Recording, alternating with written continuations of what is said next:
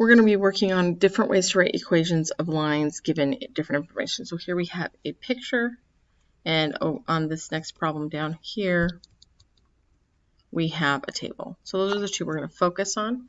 And so whenever we're doing this, we want to ask ourselves these three questions. What is the slope? What is the y-intercept? Write the equation. And so over here, notice what is the slope, rate of change, what is the y-intercept? So those are the two basic things we want to work on. And so with this one, we can ask them in any order, and I tend to see the y-intercept first. There it is. The y-intercept is 2. And what is the slope? So, oops, excuse me. So my y-intercept is 2. And my slope, so I know there's a dot here. And, oh gee, where are they? There's a nice one there. So, and I think the other one's right there at the tip. And that's probably the next nicest one. So then I would draw my slope triangle in. And so I've got 4 and 5. So it's rise over run, and it goes down 4 and right 5, which is negative 4 over 5. And once I know that, my equation of my line is pretty straightforward. We're using y equals mx plus b, where m is the slope and b is the y-intercept. So y equals negative 4/5 x plus 2. And then they asked 2 more questions. We're going to come back to D and E in just a minute, but that's all we're doing for writing an equation of a line. And again, we'll come back to D and E. So continuing with this one, now this is kind of a hybrid problem. I took the instructions from question 6 on your review and tied it to a problem on your closure because I didn't want to do the one on your review. And so what is the rate of change? So what I look at is how much is x changing and how much is y changing. So in this case, I'm going to use delta y over delta x for my rates of change. So y is going up, delta x, this is plus 1, and this is going also plus 2, it looks like. Yep, plus 2. And so my rate of change is 2 over 1 because y is on top and x is on the bottom. So 2 over 1. That's my rate of change or slope.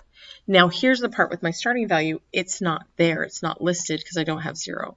So my starting value is not the first number on the list. It's the number that when I have 0 that is in that blank. And so I need to fill it in. And in this case, so if I would add 2 to negative 5, I'll get negative 3. So my y-intercept is negative 3. So I have to fill it in. And if you recall from the one on the review, you also have to fill it in there. So you have to kind of notice what it is and fill it in. But we are looking for when x is 0, what is y? When we say starting value or y-intercept, that's the question. So y-intercept starting value when the question we're trying to answer is when x equals 0, what is y? So when I look at a picture, I'm looking for that. So I look at my picture and I go, okay, when x is 0, what is y? When I look at my table, when x is 0, what is y? And now that I have those 2 pieces of information, it's easy to write my equation, rate of change, and y-intercept.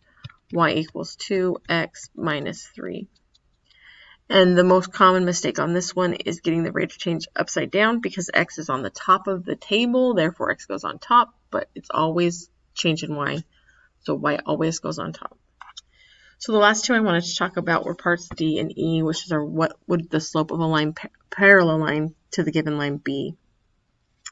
And so in order to be parallel lines have the same slope.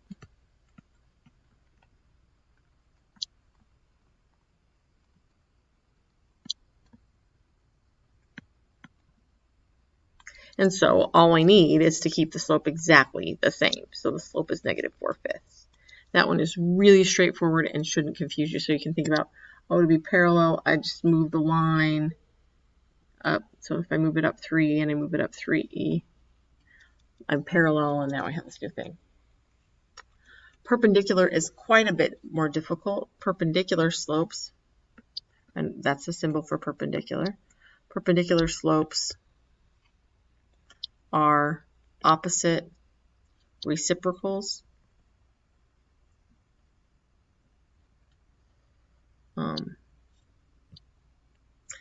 And so that's a bigger problem, and so we have to kind of already know that, and if we don't, we're in trouble.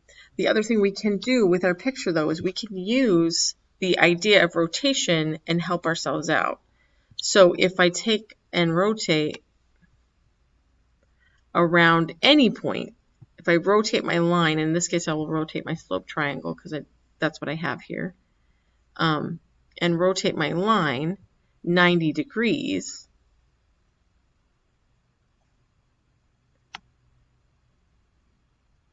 and draw my new shape, that's my new line, and this was 5 and this is 4, but now they're both positive and it's 5 over 4. So you'll notice I flipped my fraction over and changed its sign. So you can still use rotations, etc. That's why it's in this section, to help you figure these two out. So like I can translate a line to be parallel, and I can rotate a line 90 degrees to be perpendicular. So I hope that's helpful and your review goes well, and I will see you all soon.